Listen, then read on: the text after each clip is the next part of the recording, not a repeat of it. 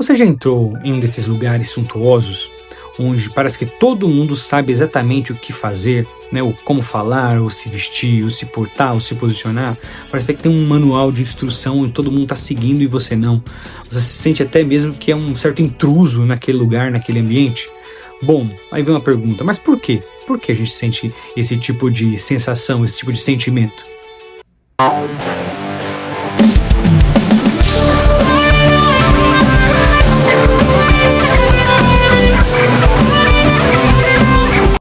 Mas vamos lá, vamos tentar entender essa pergunta, me responder a essa pergunta inicial do vídeo? Bom, isso acontece, é mais comum do que a gente imagina, e na verdade, todos os lugares no qual nós estamos inseridos, ou no qual nós passamos a conhecer, existem regras sociais, existem regras invisíveis daquele ambiente específico, e que na verdade não tem manual, né? Ninguém nos dá um manual de como se comportar nesses determinados lugares. Mas o curioso é que todos nós conhecemos aquela pessoa que consegue transitar nesses lugares suntuosos, luxuosos, mesmo não tendo um capital econômico muito bem avançado, né?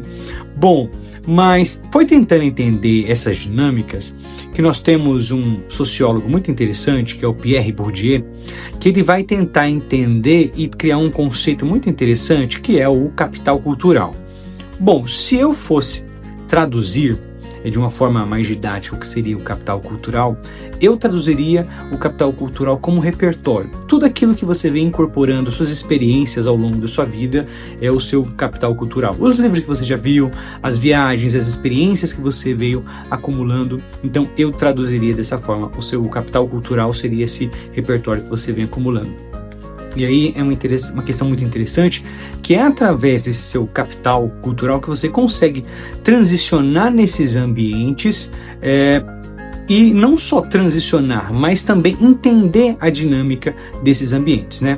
Eu tenho aqui dois exemplos bem interessantes que eu gostaria de compartilhar aqui para a gente tentar entender qual que é a importância de fato de ter ou de desenvolver, né, um capital cultural. E nesse primeiro exemplo, só para a gente tentar entender um pouco da importância do capital cultural, para a gente entender essas dinâmicas, né, sociais, essas regras sociais invisíveis, né, mas só para a gente entender. Digamos que você vai fazer uma viagem, você e um amigo, você tem dinheiro, seu colega não tem. Só que ele tem um diferencial importante, ele sabe falar inglês e você não. Perceba que, a princípio, você sai na vantagem, porque você tem um capital econômico muito maior. Só que tudo isso muda quando você precisa pedir ajuda a alguém. Tudo isso muda quando você precisa, por exemplo, negociar uma estadia, resolver um problema. Por quê? Aí entra esse ponto interessante do capital cultural, né? Porque o dinheiro, ele vai comprar o seu acesso, obviamente. Só que o capital cultural, ele vai comprar ou ele vai te dar a experiência superior a você ter apenas o capital econômico. E aí vem uma questão um pouco mais profunda quando a gente entra nessas relações, nessas dinâmicas sociais, que é o seguinte: digamos que você fique milionário de noite por dia, ganha aí 100, 200 milhões de reais. Uma coisa interessante acontece, você quer comprar uma mansão, quer morar em Alphaville. Só que perceba que o que te faz feliz, o que constitui a felicidade no seu dia a dia é o quê? É um churrasco, é chamar os amigos, é ouvir um som alto. Só que você agora, morando em Alphaville, sinto muito, mas eu acho que vai ficar um pouco difícil de você replicar esse mesmo estilo de vida em um lugar que é totalmente diferente. E por que é diferente? Porque naquele ambiente os códigos, né, as regras sociais são diferentes. Então perceba que o que te faz feliz, necessariamente você não vai conseguir replicar naquele ambiente, porque as regras sociais são diferentes. E aí tem uma questão muito interessante, que são a distinção dentro da distinção. Uma coisa, né? Quando o dinheiro consegue aproximar ou diminuir, né, a diferença nas relações, nas camadas sociais, entra o capital cultural, né, entra a diferença de valores que muda o jogo e estabelece aí a separação dentro da separação, porque naquele ambiente agora o que se preza é a sofisticação, é o silêncio, é a exclusividade, não é o barulho.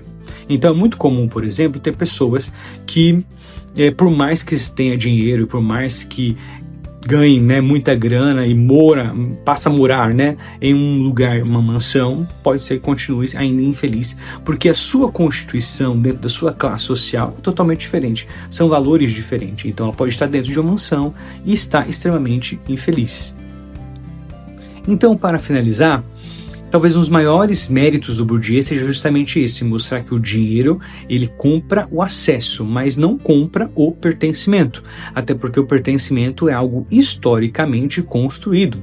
Por isso nós temos essa leve ilusão de que a ascensão econômica vai eliminar as diferenças sociais, mas na verdade não elimina. Quando o dinheiro deixa de distinguir, aí vem o capital cultural, vem os valores, vem os gostos, vem a linguagem, né? Aí tem um ponto importante, né? Na sociedade, a disputa não é sobre riqueza ou dinheiro, fator econômico, e sim quem tem o poder ou quem consegue ditar o valor das coisas. Porque quem define, por exemplo, a cultura, o gosto, define quem pertence, quem é pertencente e quem não é. Então, aí vem outro ponto importante da filosofia, que é justamente isso. A filosofia não vem trazer respostas prontas, mas justamente veio dar luz e nos fazer analisar esses prismas, essas relações sociais e questionar esses valores que são postos como normal.